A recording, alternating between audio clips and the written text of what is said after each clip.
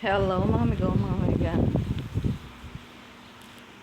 Ito ngayon ang ibibigay ko sa inyo. Nandito ako sa hukom. Sa hukom. Salamat Panginoon at syempre sa aking Holy Spirit. Basahin ko na ang binigay sa akin. Nasa ano to Nasa hukom 8:29. Ang pagkamatay ni Gideon. Si Gideon ay nanirahan sa sarili niyang bahay. 70 ang anak niya pagkat marami siyang asawa. Mayroon pa siyang isang kinakasama sa Sikkim na nagkaanak ng isang lalaki na pinangalanan niyang Abimelech.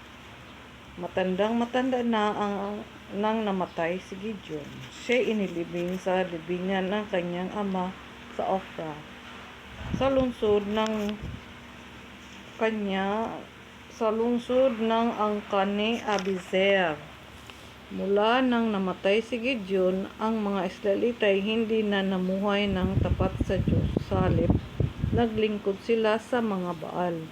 At ang kanilang Diyos ay si Baal Beret. Hindi na sila naglingkod kay Yahweh na nagligtas sa kanila sa mga kaaway. Hindi sila tumanaw ng utang na loob sa sambahayan ni Gideon sa lahat ng kabutihang ginawa nito sa Israel. Hanggang doon na lamang po. Yan ang binigay sa akin ngayon at may patuto ako. Salamat Holy Spirit, nag-react na siya.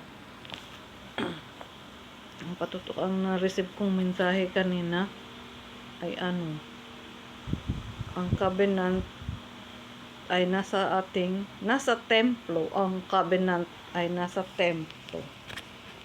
Yun ang binigay sa akin na mensahe. At saka may isa pang mensahe na they choose billionaire. Pinili daw nila ang bilyonaryo. Ayun. Yun ang binigay sa akin mensahe at saka yung kanina na ang covenant ay nasa templo. Saan ba ang templo ng Panginoon? Sa atin. Nasa atin. Kaya, nasa sa atin pa rin ang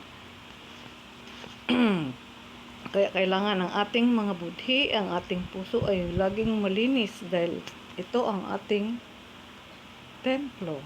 Nandito ang covenant ng Panginoon sa atin. Kaya, nasa sa atin pa rin ang pagpili. Katulad nitong binasa ko ngayon. Hindi na nila sinamba ang Panginoon. Ang sinamba nila ay si Baal.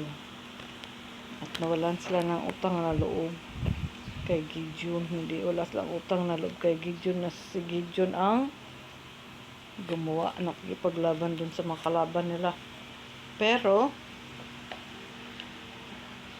yun, tandaan natin, gamitin natin ang ating lagi-lagi ang awareness natin, alerto, ang ating mga consciousness dahil